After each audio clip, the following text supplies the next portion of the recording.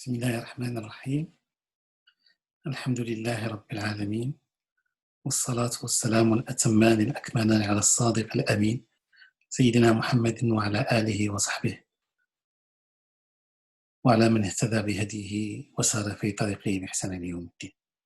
Chers frères, chers sœurs, salam alaikum wa rahmatullah. Après l'annonce par le chef de l'État des reconfinements, nous allons entamer, Inch'Allah Ta'ala, cette série de rappels spirituels des vendredis dans un contexte plus difficile, plus compliqué, parce que c'est un contexte qui est marqué par des attentats, marqué par des actes criminels qui ont profondément choqué notre pays. On n'a pas besoin d'être musulman pour s'indigner contre ces actes criminels. Et en même temps, on n'a pas besoin, en tant que musulman, de verser dans une sorte de justification ou d'excuse. On n'a rien à voir avec ces fous furieux qui plus est commettent ces actes au nom de l'islam. On n'a pas à culpabiliser ni à endosser une sorte de culpabilité collective au nom de l'islam. Voilà, mes chers frères et sœurs, ce contexte-là aussi, il coïncide avec la date de la naissance de notre messager, notre noble messager, sallallahu alayhi wa sallam. Et nous avons besoin, plus que jamais, de connaître notre messager, de connaître notre référentiel spirituel, à savoir la parole de Dieu, le Coran, et la sunna des messagers, la tradition, la vie, le comportement des messagers, sallallahu alayhi wa sallam. Il faut savoir, mes chers frères et sœurs, que Mohammed sallallahu alayhi wa sallam était à la fois le messager et le message. Il était le messager et l'incarnation des messages et l'illustration parfaite des messages. Aïcha radiallahu anha, quand il fait interroger, hadith authentique chez l'imam Bukhari, quand il fait interroger sur le comportement des messagers sallallahu alayhi wa sallam, il disait le messager sallallahu alayhi wa sallam incarnait le Coran. Sa vie, ses comportements étaient ponctués par la révélation. Parler des prophètes sallallahu alayhi wa sallam aujourd'hui, c'est parler de notre modèle par excellence. Parler d'un modèle auquel nous devons nous identifier. Le messager sallallahu alayhi wa sallam était une miséricorde offerte. وَمَا أَرْسَلْنَاكَ إِلَّا رَحْمَةً لِلْعَالَمِينَ. Nous t'avons envoyé qu'en tant que miséricorde pour l'univers, dit Dieu subhanahu wa ta'ala dans le Coran. Dieu dans le Coran nous interpelle, mes chers frères et sœurs, en nous disant وَذَكِّرْهُمْ بِأَيَّامِ اللَّهِ. Et rappelle-leur les jours glorieux de Dieu. Et parmi les jours les plus importants, les plus agréables à Dieu, c'est le jour où le messager sallallahu alayhi wa sallam est venu au monde. Connaître l'histoire, connaître notre histoire, entretenir la mémoire des messagers sallallahu alayhi wa sallam, cela nous permet de façonner nos personnalités à l'image de ce modèle par excellence, de reconstruire notre identité, d'éveiller nos consciences.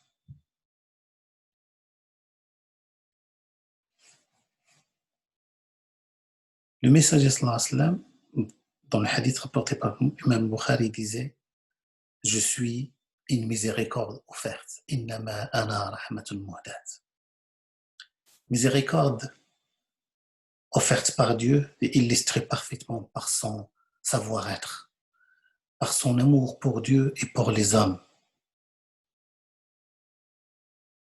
Sa parole, sallallahu alayhi wa sallam, était sagesse. وَمَا يَنْطِقُ عَنِ الْهَوَىٰ إِنْ هُوَ إِلَّا وَحْيٌ يُوحَىٰ. Il ne prononce rien selon prise de l'émotion. Toute sa parole n'est que révélation. Tout au long de sa vie, sallallahu alayhi wa sallam, ses mots étaient justes, doux, sacrés, sans complaisance ni langue de bois. Ses mots guérissaient les maux et pansaient les blessures. Comment, aujourd'hui, autant que musulmans et musulmanes, devons-nous vivre l'amour du messager sallallahu alayhi wa sallam et éradier l'amour? Comment entretenir une relation intime avec ce noble messager? Parce qu'avoir cette relation intime avec le messager, c'est entretenir sa foi, c'est l'approfondir, c'est la consolider. Parce que dans le hadith authentique rapporté par Al-Bukhari ou Muslim selon Abu Huraira, nul d'entre vous ne goûtera véritablement la douceur de la foi jusqu'à ce que ce soit plus cher à son cœur que sa famille, que ses biens, que l'humanité tout entière. Aimer sincèrement le messager sallallahu alayhi wa sallam et s'identifier à lui, agir comme le prophète, sentir comme le prophète et se comporter comme lui, c'est se laisser pénétrer d'amour et éradier l'amour. Je me souviens de cette histoire rapportée par Ibn Asakir, par l'imam Bukhari, dans l'Adab al-Mufrad, selon Zayd ibn Aslam, que le deuxième calife, Omar ibn Khattab,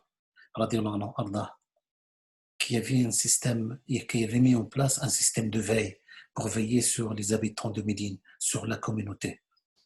Et une fois, c'était son tour de veiller sur la communauté.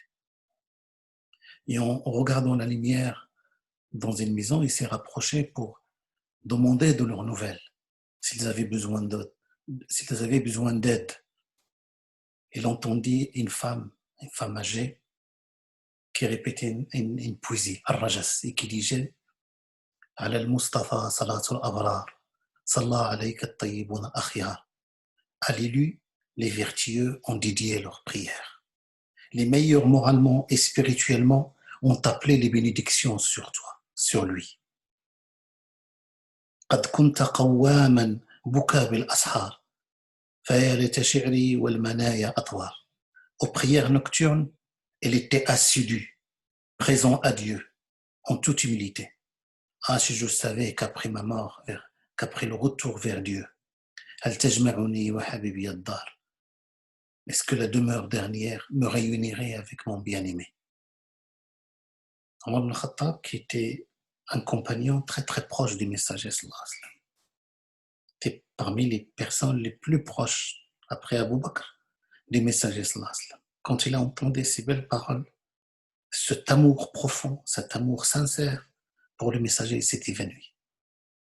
Lorsqu'il s'est réveillé, il a tapoté chez la dame. Il a dit, qui c'est? Il a dit Omar. Il dit, que me veut Omar? Il lui a répondu, s'il te plaît, ouvrez-moi et répétez-moi ces paroles lumineuses. Et surtout, intégrez-moi dans l'invocation, dans la dernière invocation que vous avez faite, afin que moi aussi, Dieu me réunirait dans la vie future avec mon bien-aimé. Il a répété ces paroles. À l'élu, les vertueux ont dédié leur prière. Les meilleurs moralement et spirituellement ont appelé les bénédictions de Dieu sur lui. Aux prières nocturnes, il était très assidu, présent à Dieu en toute humilité. Ah, si je savais qu'après ma mort, la demeure dernière me réunirait avec mon bien-aimé. Oh Omar, pardonne-lui au pardonneur. Il est très important pour nous, mes chers frères et sœurs, de vivre cet amour, de sentir ce lien avec le messager sallallahu alayhi wa sallam. Vous savez, le messager sallallahu alayhi wa sallam doit être présent dans nos cœurs, doit être présent dans notre manière d'être et d'agir. Vous imaginez qu'à chaque prière que nous faisons, nous nous adressons directement au messager. On ne s'adresse pas à quelqu'un qui n'est pas là, qui n'est pas présent. On s'adresse au messager directement. On dit « Assalamu alayka, ayyuhan nabi ». Salut à toi, ô messager de Dieu. C'est-à-dire qu'on s'adresse à lui directement. En langue arabe, lorsqu'on s'adresse à quelqu'un qui n'est pas là, on dit « Assalamu ala ». Salam à. Alors quand on salue à toi, salam à toi au messager, ça veut dire que le fidèle doit avoir omniprésent dans le cœur cette présence au messager. Malheureusement, mes chers frères et sœurs, il y a des lectures de l'islam qui sont des lectures un peu sclérosées, qui essayent de condamner, de bannir toute manifestation de joie du prophète sallallahu alayhi wa sallam, que ce soit à sa naissance, que ce soit à un autre moment.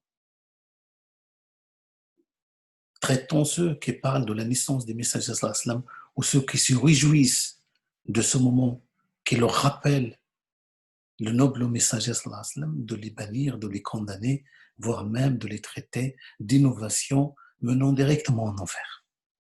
Alors je vous cite un hadith authentique de l'imam al-Bukhari, selon Al-Abbas, que Abu Lahab, l'oncle des messagers sallallahu alayhi wa sallam, Abu Lahab, le verset, la sourate 111, le condamne éternellement en enfer. Tabbat yada abi lahabin wa tab. Que périssent les deux mains ainsi que Abu Lahab en enfer. Abu Lahab bénéficie chaque lundi d'un allègement des châtiments. Pourquoi? Parce que le jour de la naissance des messagers sallallahu alayhi wa sallam, Muhammad sallallahu alayhi wa sallam, il a manifesté une joie immense qu'il a affranchi sa servante Tuwayba, qui est venue lui annoncer.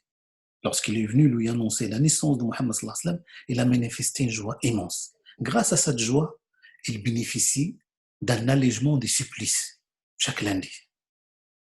Et c'est à partir de cela, Al-Hafid Shamsuddin ibn Nasr al-Din Dimashqi, dans son recueil qui s'appelle Mawlid al-Sadi fi Mawlid al-Hadi. Il a écrit cette poésie, il a dit إذا كان هذا كافرا جاء دمه وتبت يداه في الجحيم مخلدا. C'est celui-ci, en parlant d'Abu Lahab, est un ennemi juré de l'islam et nous est parvenu dans le Coran, sourate 111, verset 1, que ses mains ainsi que lui-même périssent indéfiniment en enfer. أتى أنه في يوم الاثنين دائما يخفف عنه للسرور بأحمد. Il nous est parvenu dans le Coran de manière certaine. Son châtiment sera allégé de manière certaine, j'ai amené parvenu dans le Coran, comme quoi il séjourne éternellement en enfer. Mais dans le hadith, il nous est parvenu que son châtiment sera allégé chaque lundi en raison de sa joie manifestée le jour de naissance des messagers sallallahu alayhi wa sallam. فما الظن بالعبد الذي طول عمره بأحمد مسرورا ومات موحدا.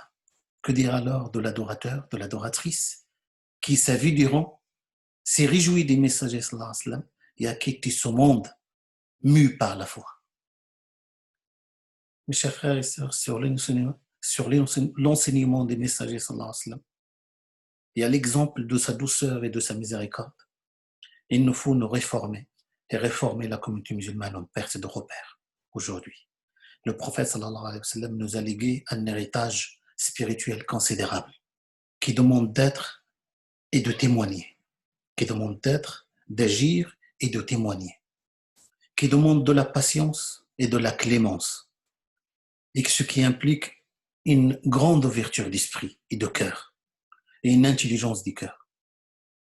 Il nous appartient d'être, mes chers frères et sœurs, d'être les dignes héritiers de ce noble messager sallallahu alayhi wa sallam et de continuer son œuvre de paix et de justice. Ô messager de Dieu sallallahu alayhi wa sallam, vous nous manquez énormément. Certes, vous êtes omniprésents dans nos cœurs, mais l'insouciance a su nous dominer et l'oubli nous aliéner. Que Dieu remplisse nos cœurs de ta lumière, de ta miséricorde, de ta douceur, de ta bonté, afin que nous puissions vivre le message, le porter, le servir et rayonner de ses valeurs sans complexe ni crispation. Avant de clôturer ce rappel spirituel, mes chers frères et sœurs, il y a un frère qui s'appelle Omar, frère de Ahmed, qui est mort il y a une quinzaine de jours maintenant, voire 3 semaines. Rahmatullahi alayhi, et la famille nous demande dua. Alhamdulillah, le frère avait beaucoup de projets, il est parti pour entamer ces projets-là. Et Allah subhanahu wa ta'ala l'a rappelé à lui. C'était un grand bienfait quand la personne va à la rencontre de son Seigneur. Il n'y a pas mieux que cela. وَمَا عِنْدَ اللَّهِ خَيْرٌ لِلْأَبْرَارِ. Et ce qui est auprès de Dieu est meilleur pour les pieux, est meilleur pour les fidèles, est meilleur pour les meilleurs moralement et spirituellement. On demande à Dieu de le combler de sa miséricorde, de le ressusciter en compagnie des messagers sallallahu alayhi wa sallam. Qu'Allah subhanahu wa ta'ala accorde à sa famille la patience.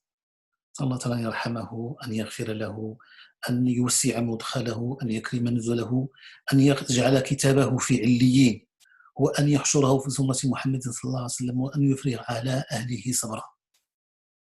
الله يرزقهم الصبر والسلوان، الله يبدل المحبة بالصبر. سبحانك اللهم وبحمدك أشهد أن لا إله إلا أنت أستغفرك وأتوب إليك. سبحان ربك رب العزة عما يصفون وسلام على المرسلين والحمد لله رب العالمين. والسلام عليكم ورحمة الله تعالى وبركاته. Et à la prochaine fois, Inch'Allah. Salam alaikum.